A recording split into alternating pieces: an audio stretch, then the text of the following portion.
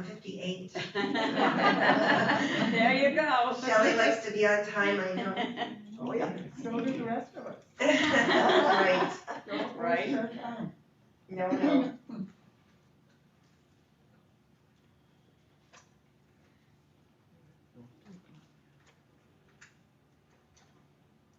And some more people are wandering in. Well, I'll just start by saying thank you so much, everybody, for having me. One of the things I love to talk about is scams because I see and hear from all the victims of scams, mostly seniors, really, but everybody across the board. I think, there's that, perpetuation that it's always seniors that fall for scams, and we've done studies, and actually that's not always true. The younger generation is not educating themselves, those millennials. So we're finding that they're falling for scams even more so. What we do find is they fall for scams more, but when seniors fall for scams, it's generally for more money. So we'll go ahead and get started. I know some people might be trickling in. But first of all, I'm with the Better Business Bureau. My name is Lisa Schiller. I do a lot of TV interviews talking about scams. So I don't sound the same. I don't feel like I look the same. I am battling a little bit of a cold today, but we try to get scams on the air and work with TV reporters on a weekly basis. The Better Business Bureau, hopefully everybody's familiar with the BBB. We're a nonprofit organization. We help consumers find business and charities that they can trust. We also take complaints. A lot of people know the Better Business Bureau from complaint handling. But we also have a great website, bbb.org. You can look up a company before doing business. You can also look up a charity before making a donation. We have a charity arm called Give But Give Wisely with a website called give.org. So what we do is we approach organizations and charities and we ask them to supply information from their taxes to show us exactly where their money is going. Because, we all like to donate, especially Wisconsinites. We're very, very giving bunch of people. But we want to know that we're giving our money to a charity or an organization that puts their money towards the mission for which it was created. There's a lot of organizations and charities out there that that don't meet our standards. So and a lot of organizations and charities that have similar names as the real organizations that we're all familiar with, like the American Red Cross or the Breast Cancer Association. So you want to look up a charity before donating so you know exactly who you're giving to. Make sure it's one of those legitimate charities. So some of our services, aside from that, again, complaint handling, dispute resolution. We do advertising review. We want to make sure that if a company says that they're the number one business, that they can prove that before just stating it. We also we write press releases on a weekly basis. We send out a couple per week generally, and those press releases warn people about the latest scams and also provide timely tips depending on the time of year. So Christmas is coming up. October is the month that we start seeing all of the charity appeals that come in through our mailboxes asking for donations. You're probably flooded already. I know I am. So we will be doing a lot of TV interviews about that. And as we approach the holidays, we'll be doing a lot of TV interviews and radio interviews in regard to shopping and good tips regarding shopping as far as making returns and exchanges, buying gift cards, what to look out for, purchasing things online, and that type of thing. And we also create standards for good ethical businesses, and we want to advance marketplace trust.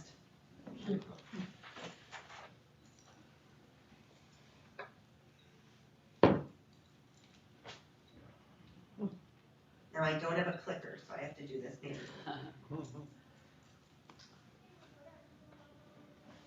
And just some of our statistics. From small community stores to multinational enterprises, the Better Business Bureau has been on the forefront of positive marketplace change. We partner with leading companies committed to the best practices of business ethics, marketplace ethics, and effective industry self-regulation. And collectively, there are over 103 Better Business Bureaus. within the United States and Canada. We also have one in Mexico. And last year, we knew that 5.7 million people came to our website to look up companies and charities, and wanting to know who they were doing business with before doing business, which is the key. You don't want to know who you did business with afterwards, which is what we hear from a lot of people. That's after they've already, been scammed or had a bad experience.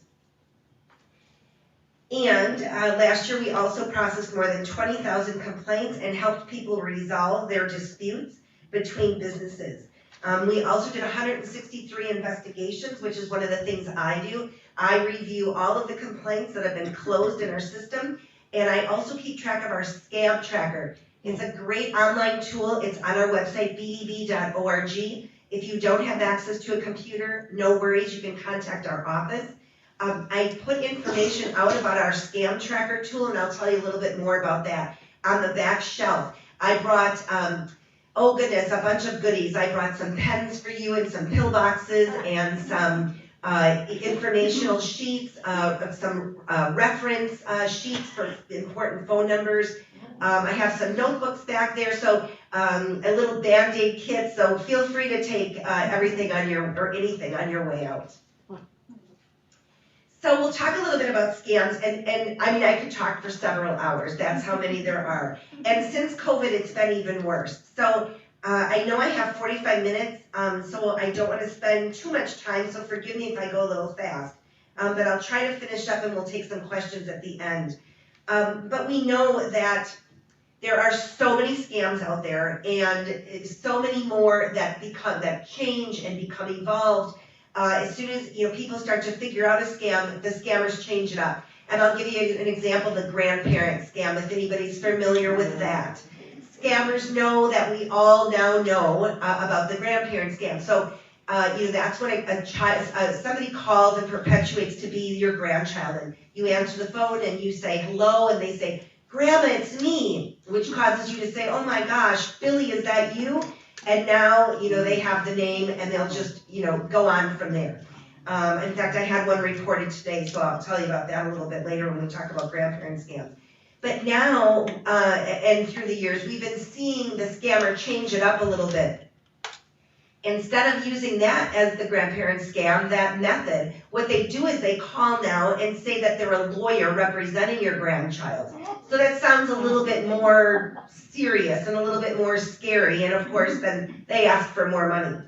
So we'll talk a little bit about that. But the main thing is to know that scammers change things up.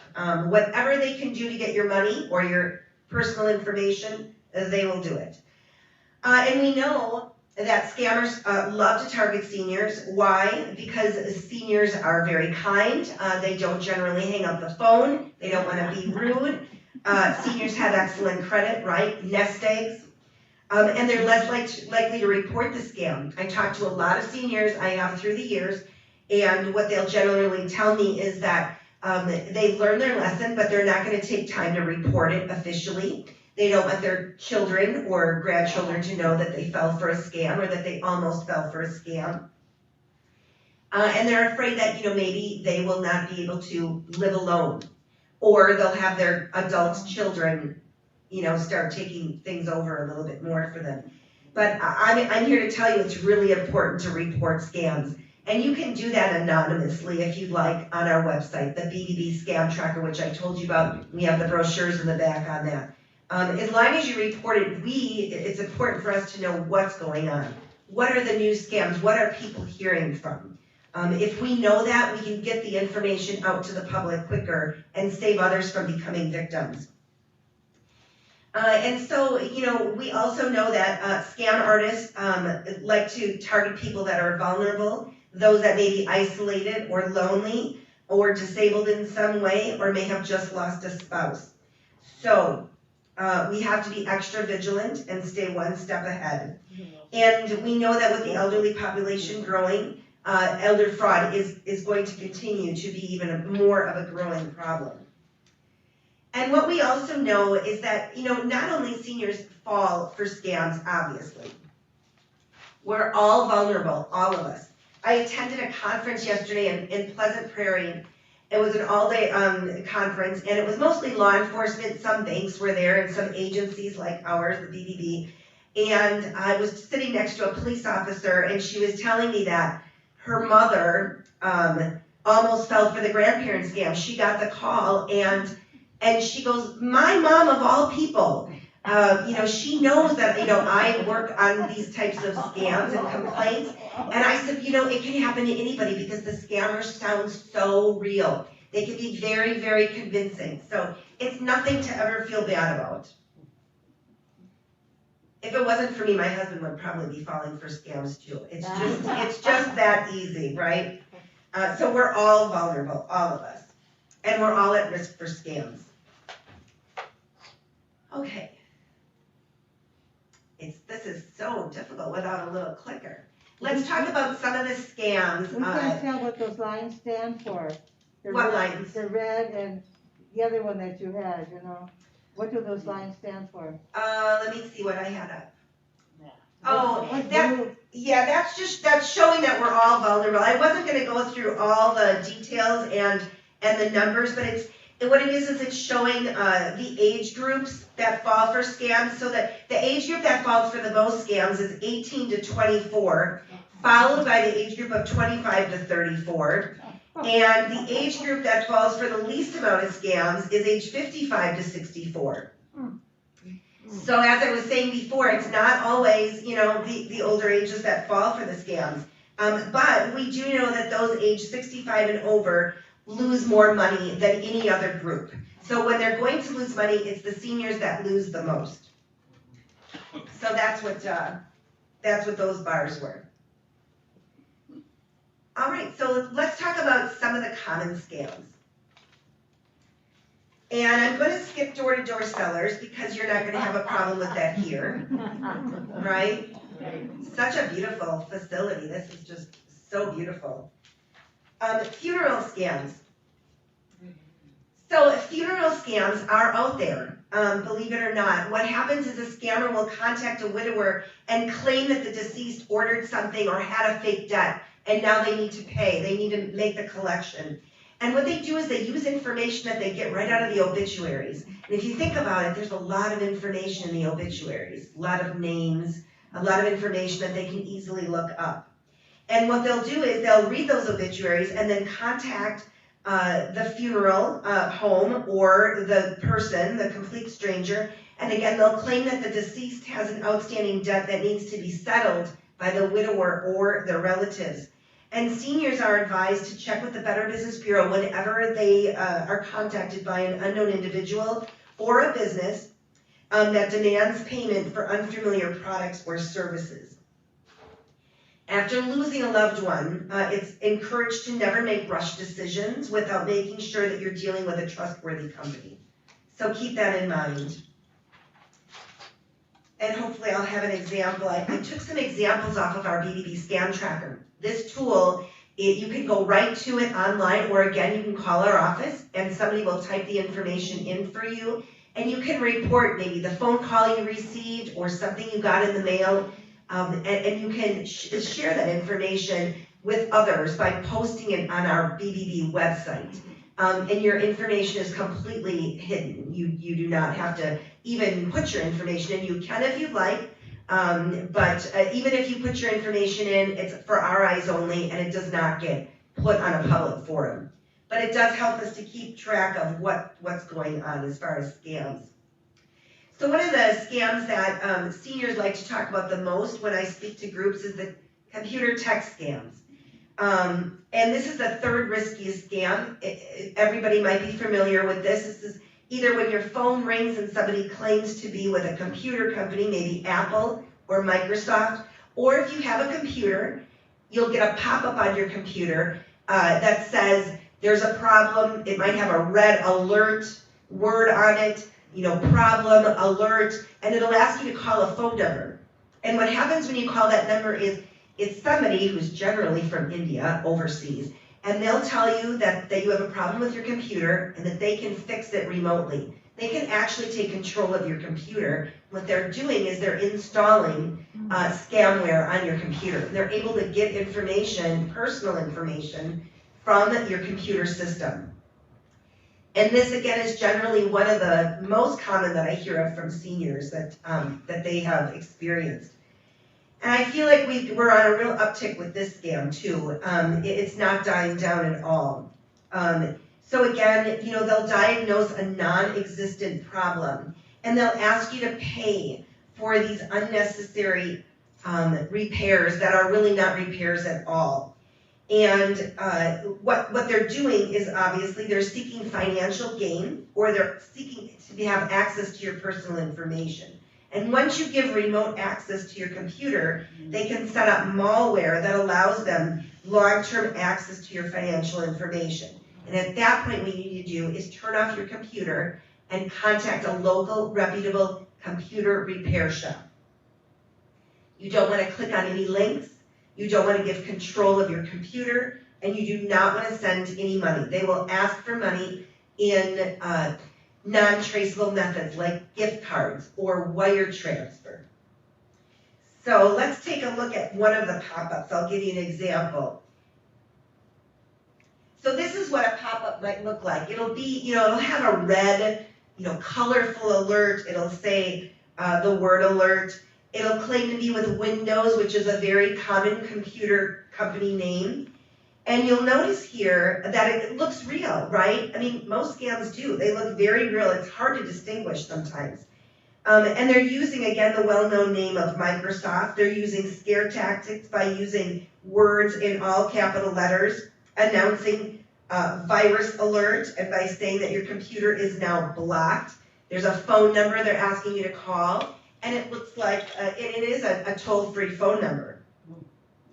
But no computer company, no legitimate business is ever going to contact you and report unusual or suspicious activity. These are really scammers who are good at what they do, and we want you to not fall for it. How many people, show of hands, have a computer? A lot of you. Okay, great. I know everything is computer nowadays, isn't it? Kind of a little annoying. I kind of miss the old days of paper myself. Another scam that's very common is travel scams. Now I don't know, how many people are still, traveling a lot, but this generally pertains to travel and vacation clubs and timeshares. I'm sure everybody's familiar with timeshares. Those used to be really popular in the 70s and 80s. And what we found was that people were getting to the point where they didn't want those timeshares anymore. They couldn't afford them. They were expensive. They had yearly fees and monthly dues, and they couldn't keep up with them. People weren't traveling as much. They weren't utilizing those timeshares, and scammers really cashed in on this. So what companies started to do, well, I should say scammers started to do, was pretend they were companies, and they would call consumers. They would buy and sell lists of people that owned timeshares, and they would offer money for those timeshares. In fact, about 2 years ago, I got a call from a Brookfield police officer.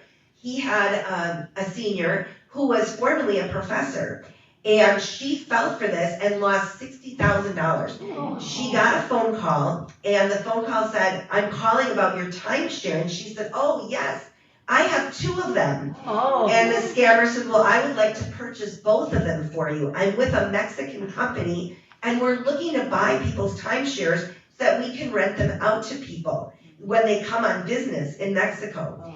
And so they had her pay for both of them, smaller amounts of money. And that was to get the paperwork started for the sale of these. And scammers, in all scams across the board, they will keep asking for money. They will find a reason to keep asking for money. And so they told her, "Oh, we need more money for the paperwork. Oh, and we need a closing fee." And before she knew it, the money had added up to $60,000 for the 2 timeshares. And of course, it was a scam. But she was a former professor. So, I mean, it can happen to anybody. So we see a lot of travel scams being reported.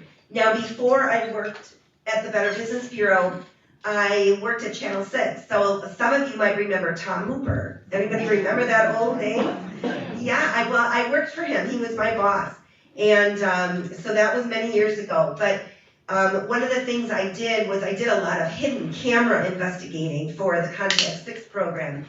And one of the things I did a couple times was I went undercover with a hidden camera, and I went to timeshare presentations. They used to hold them in Illinois, right over the border, in Gurnee, and then I also went to Lake Geneva. And I, had a hidden camera on me, and I pretended I was there to, interested in purchasing a timeshare. And I saw exactly how these guys worked.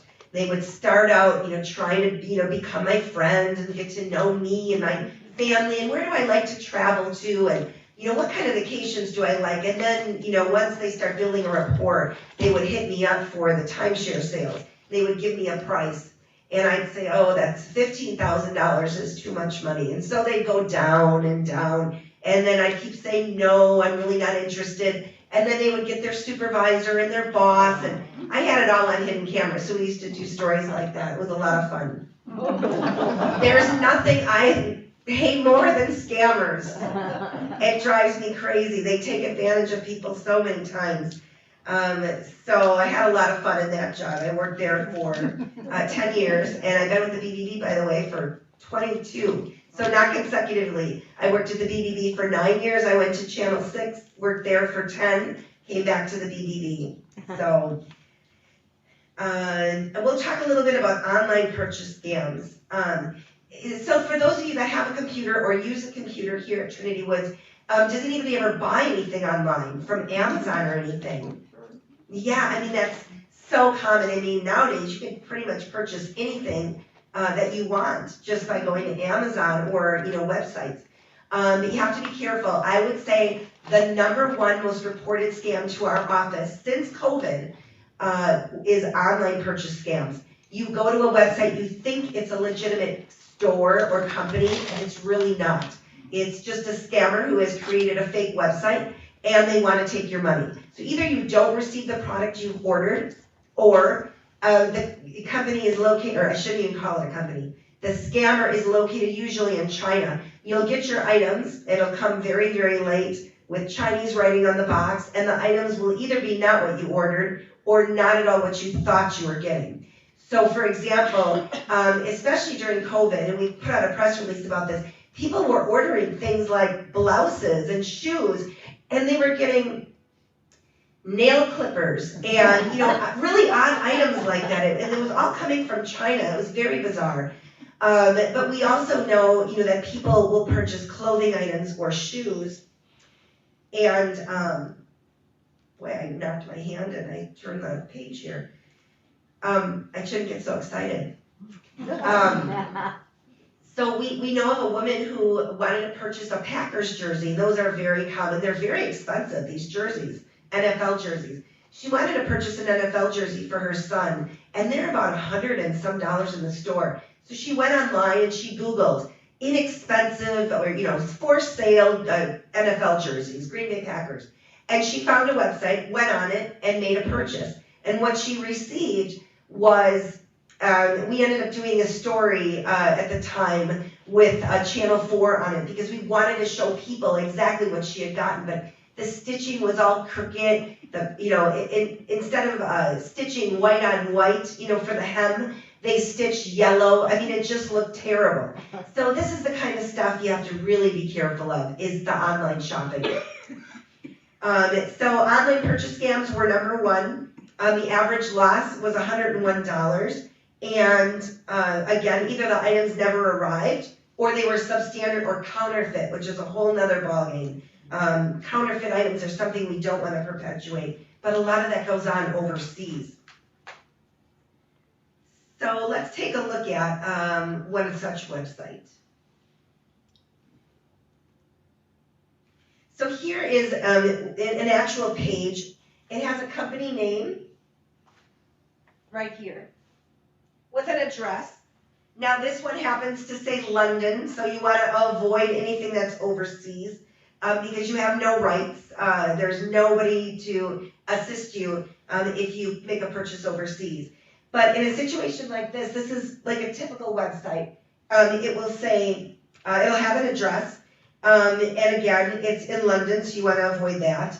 It includes an email address, but it does not include a phone number, and we see that a lot. no way to get a hold of the company. And you can email them, but what's the phone number? You want to be able to pick it up and call them if you didn't receive your item. The first sentence, it says, if you have any questions or concerns, please do not hesitate to get in contact with us. No punctuation. So we're pointing that out. There's no punctuation here at all. So that's a red flag. Things are usually spelled wrong and punctuation is missing on these fake websites. It also says we would love to hear from you, and they spell the word here H-E-R-E. That tells us that somebody overseas where English is not their first language should be, we'd like to hear from you, H-E-A-R.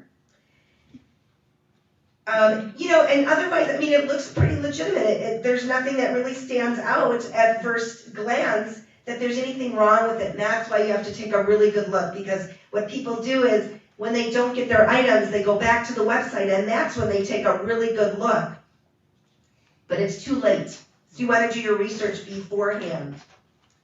And one of the things you can also do, if anyone's familiar, is if you're looking to do business with an online company, you can look at the URL, which is the HTTP at the top. It's the address of the website. And you can go right to who.godaddy.com, and it'll tell you when that website was created. So we have it circled. There's a creation date there. And if the date is very recent, that's another red flag that it's a scam. A lot of these, well, almost all of these websites are very newly created. And another very common thing I'm sure we're all very familiar with are these telemarketing calls. So annoying, right? Most of them are robocalls that we're all getting now. Those are pre-recorded messages. Robo comes from the word robot, because it's one of those robotic calls. Scammers can actually put in a series of phone numbers and have the system continuously call the numbers that they're putting in the system. And that's why you're getting those robotic calls automatically. We know that Americans are on track to receive 30% more scam calls this year in 2022 than they were last year. The top calls are auto warranty. Sure, we've all gotten those. Your car warranty is going to expire. Health insurance is very common. Vacation scams, imposter scams. Scammers claiming to be with Social Security or the IRS. IRS, that's another very common call that we get reported to our BBB scam tracker. People will say, I got a call saying I would be arrested if I didn't pay my taxes. Very common scam. Never believe it. In fact, if you ever get a call, because scammers can sound very legitimate, they're very, very good at that. If you ever get a call and you question it, or you think, I know this is probably a scam, but I'm not quite sure, give us a call at the Better Business Bureau.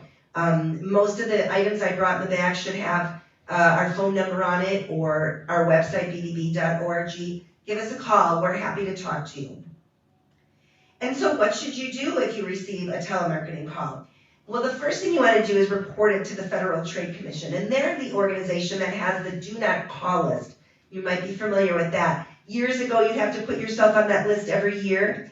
And through the years, they've changed it. And now you only have to put yourself on that list once. And you stay on the list. You put your phone number on the list. And scammers are not supposed to call you, but we all know that they do. They all get away with it. But you can take time to report those calls that are coming in right to the Federal Trade Commission. I report every call I get, and that's a lot of calls. Sometimes I wait until the end of the week when I have time to catch up. Then I sit and I report all those phone calls. I always think it's going to help the Federal Trade Commission at some point. But we do tell people never answer the phone if you don't know who's calling. If you have caller ID, we know that a lot of times scammers can spoof those calls. They can make it look as if they're calling from the police department or We Energies or even the Better Business Bureau, and it's really a scammer. Those scam calls are very easily spoofed. I'll tell you a story about a woman that came into our office. It was right before COVID, so that was December of 2019 now. And she came into our office. She was driving down the street. Her nephew called her and said, hi, I'm just calling to check on you, Auntie. What are you doing? And she explained to him that she was going to purchase gift cards to send to We Energies. And her nephew said, that doesn't sound right. Drive over to the Better Business Bureau. She was not far from us. She lived in Brookfield. We're technically in West Dallas. And she was right near Greenfield Avenue, which is where our office is. So she came in off the street. She had a baggie, a clear Ziploc baggie filled with cash. She had another Ziploc baggie, and it had gift cards, tons of them. And as she was talking to me, I was counting up the amount of money. She had gotten a call from somebody. Her caller ID said We Energy, so she thought it was a utility company. And she answered the phone, and they said, we're with We Energies, and you owe money. And the person, of course, had an accent. They don't always, but they very often do have a thick accent. And they told her she owed money. And they started out with a smaller amount, $500. They worked their way up. When she paid the $500, they asked for more. And they came up with different excuses. We made a mistake. You actually owe more money. She actually paid the scammers $17,000. She had $16,000 in cash in a baggie. She was going to buy more gift cards, and that's when her nephew called and said, hi, Auntie, I'm just calling to check on you. So she was a widow. She had no children. She lived alone. Her husband had died a couple years prior. And when I said to her, did you really think you owed this money? Because she never even asked them. She never asked for proof. They called her. They said they were We Energies. Her caller ID said it was We Energies, and so she just believed them. And I said, did you really think you owed that money? And she said, well, my husband used to own a business, and I never got involved in that business. I didn't know anything about it, but when they called, I assumed he owed money from that business, so I paid it. And as soon as the scammers got money, they asked for more money, and she kept paying. And so I called the phone number that she had, and the gentleman answered We Energies, and he had a very thick Indian accent, and I said, shame on you. Shame on you. And he hung up on me.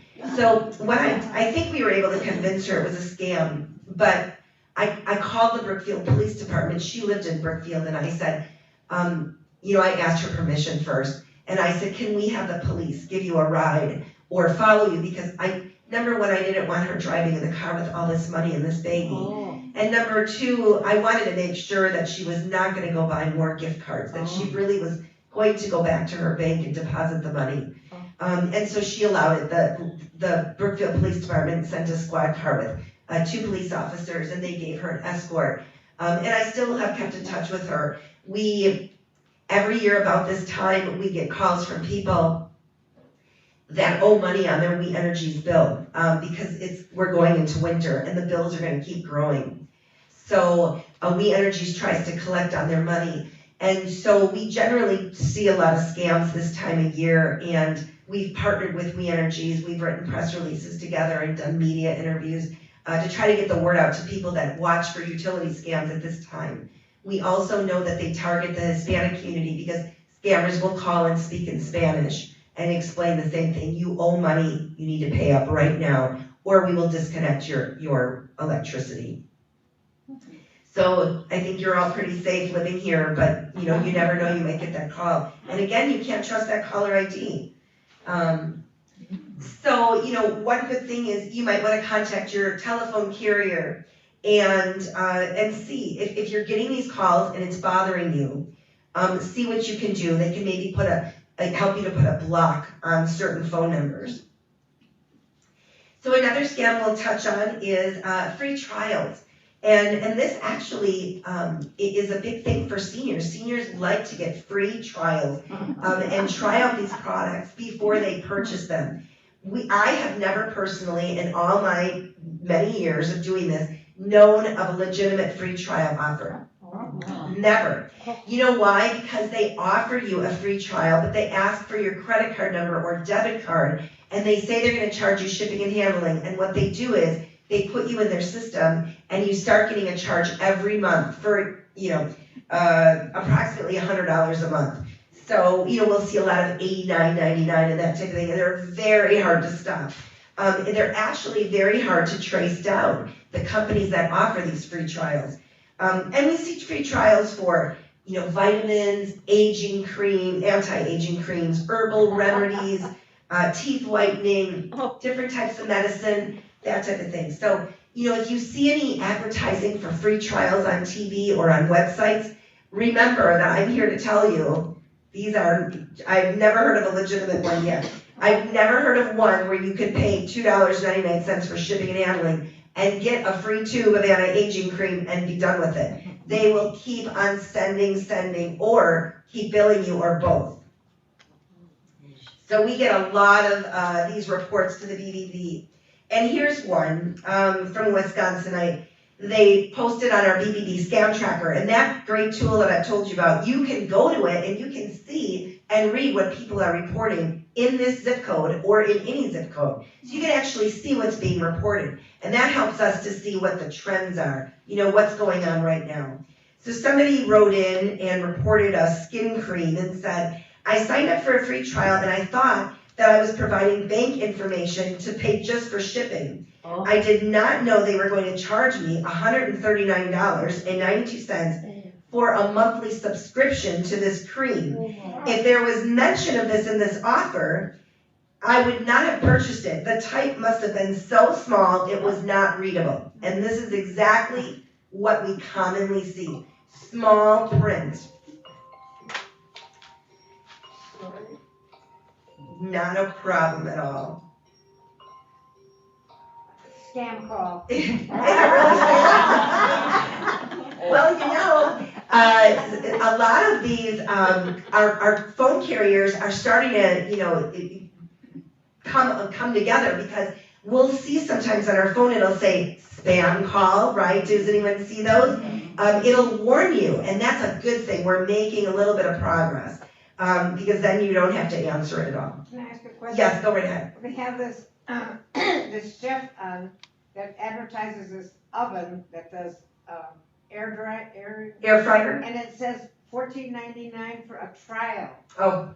Would that be one of the same things you might say? Well, $14.99 for a trial seems a little too good to be true to me. I would question that. That's something that we might have a report on. If somebody has ordered that and found that it really was not $14.99, that's when I would hope they would take time to file a complaint with the Better Business Bureau. That way we can go online and read the report and see that that really was not a legitimate offer. I think if you do something like that, wouldn't you ask them what's the payments afterwards? Yes. Kind of questions? Yes, yeah, and asking the most questions is the best thing to do with anything. There's never enough, questions you can ask, I think.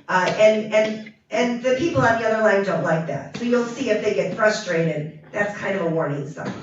Yes, but if something sounds too good to be true, definitely look into it. You don't want to give your credit card or debit card payment to anybody without knowing that that's not really a $14.99 offer. Because it says $14.99, something like that. I think somewhere in there it says trial.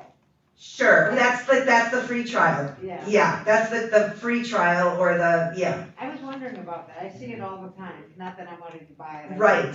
I see those too. They're on TV all the time, those advertisements, right? You can't believe everything you see. And unfortunately, I'm very skeptical because I've seen it all. And it's very rarely that I see anything legitimate when I see advertisements, that sound too good to be true. Yes, ma'am. If you said you see it on TV all the time, does the TV company have any responsibility to find out whether those people are legitimate or not? Well, unfortunately, I don't think that they really take time to look into it. Remember, the TV stations or the cable stations are there to make money. And these advertisers are paying them a lot of money. So they're probably not going to look into it. Sometimes they'll make the companies have a disclaimer on the bottom of the screen, which we don't normally see or pay attention to, right? There's such small print, but the TV stations might, very rarely, I can tell you, do they ever ask them to, to be a stand-up worthy company, because they're making money on the advertising. How do they get my telephone number? People that I don't know. Yeah, people ask me that all the time. How do scammers get our phone numbers or our email addresses? And now we're starting to get text message scams. I don't know if anyone receives scams by text message, but that's a big thing too. Scammers get our phone numbers from all over. There's something called the dark web. It's the dark web, which is something that we cannot see. That's online. It's deep into our computer, and that's where scammers live, called the dark web. And they buy and trade phone numbers and personal information of consumers. And that's where they get your personal information from. I can tell you that once you fall for a scam, any kind of scam, you will go on a special list. And that list will be traded even more so than a regular list. Because now there's, this is the list. These are all the people that fell for this scam. So if they've fallen for one, they'll probably fall for another. And that's when you start getting even more phone calls. So we know that's a fact. So, our numbers, they're everywhere, right? Subscriptions to magazines, information at companies or, offices. I don't want to say doctor's offices. I don't know for sure, but our information is out there everywhere. It just is. So we'll talk a little bit about the grandparent scam. The clock is really ticking.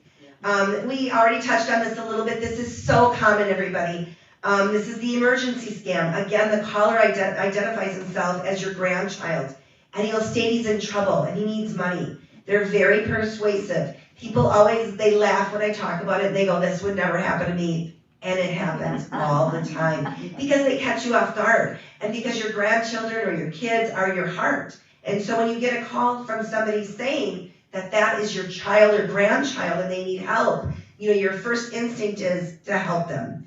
And especially when they have a really good story. I'm out of town, I'm on spring break, I'm visiting a friend, I'm in Mexico, I'm traveling, don't tell my parents I'm calling, don't tell my parents I'm on vacation or on spring break in another state. And again, they'll pretend to be a lawyer, and that way the voice, they don't have to make excuses for why the voice doesn't sound like your grandchild. They'll say that they're a lawyer for your grandchild. That'll even sound more legitimate. So here's an actual scam tracker submission that we received. Somebody wrote in and said, I got a call from a man with a slight accent. He said my grandson was in a car accident. And he hit a lady, and she's in the hospital. He's in jail, and he needs bail money. He knew my grandson's name. It's Jacob. He gave me a case number. I called my daughter, who said Jacob was fine, and he's at work. So I did not call the scammer back at the number he gave me. But he called me back again and asked if I finished reading the report on the accident that he sent. I told him he was full of something. I think he got my grandson's name from my husband's obituary, which was in the paper 6 weeks ago.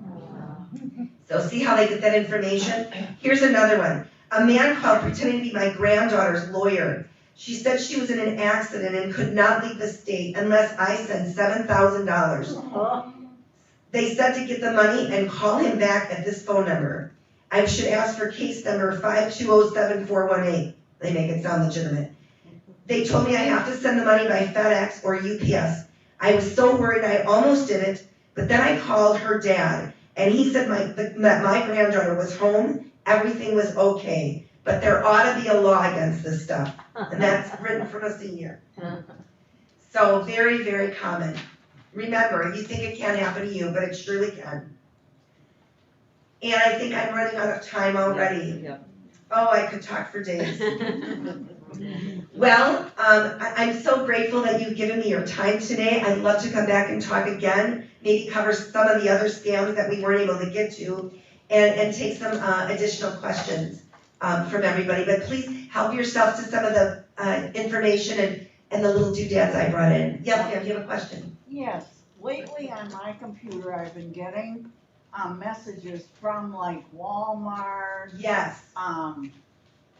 Lowe's, any of these saying you won Yes. a tool or something like that. I just delete it, but they're just phishing again, aren't they? They are phishing. Because if I clicked on it, then they would ask for more information. That's right. She said she's been getting messages I from bet I get a couple a day. people. Yes, people claim to be from Walmart or Menards or these companies. Before I left to come talk to you, I was on the phone with a gentleman who received the exact same thing, and he told me he would do a TV interview. So I'm hoping to get something on the air very soon about that. But those are all phishing scams. They want you to click on a link. They want to take you to a certain area where they ask for more personal information. You don't want to fall for that. Delete, delete, delete.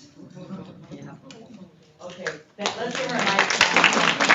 If you wanna ask her more questions, we'll go out in the hallway because it's prayer time now. And we've got some goodies too, and we'll bring that out in the hallway so you can go out there, okay? Who's ever staying for prayer, you can stay for prayer, but we're gonna come out there. Thank you so much. Thank you so much for having me. I know, I'm back. Yeah, no, I was watching it. Yeah, let's, we're gonna